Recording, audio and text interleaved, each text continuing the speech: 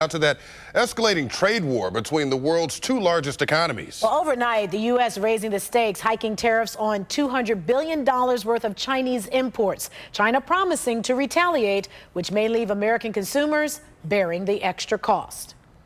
We won't back down until China stops cheating our workers and stealing our jobs. The two sides had another day of negotiations today, but they came to an end without a deal on the table. In this News 5 original, John Kosick looks at the impact the tariffs are having on American goods and jobs. In a series of tweets Friday morning, President Trump made the case that the new tariffs imposed overnight on China will bring in far more wealth to our country, arguing China is now paying billions into the Treasury as a result. But economists say those tariffs are paid not by China, but by you, the consumer. So while tariffs on imported steel may be good for the U.S. steel industry, adding an estimated 12,000 jobs since they were launched, the reality is it's an industry whose workers are outnumbered 80-1 by those in the industries that use steel and aluminum in their products.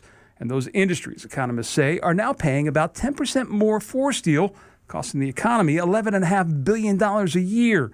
That means each of those new steel jobs is costing consumers about $900,000 a job. I do think that China needs to play by the rules, and they haven't. Senator Rob Portman says he knows the impact the tariffs have had, but he recognizes the need to take a firm stand with China. The president has talked about keeping the tariffs in place to force the Chinese to come to the table.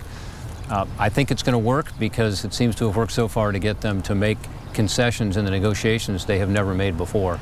That being said, he believes at this stage, with China at the table, taking the tariffs further may not be the route to go. I've encouraged them to reduce the tariffs that are now in place immediately because we'll get a better agreement that way. Senator Sherrod Brown says the problem with the president's stance is it's one he has taken alone. He's played it solo so that China just doesn't have to. China's behavior doesn't change much with our tariffs, and so the tariffs are potentially hurting our economy and our farmers especially. Yes, Ohio farmers have taken a major hit. This time last year, China was buying more than a third of Ohio's soybeans, a market that has essentially dried up. The president promising Friday to buy up those crops in amounts larger than China and ship them off to poor and starving countries. Senator Portman is hopeful something else will happen. We've got to reopen that market, and we're so close. My hope is we'll be able to have that agreement in the next few weeks. John Kosick, News 5.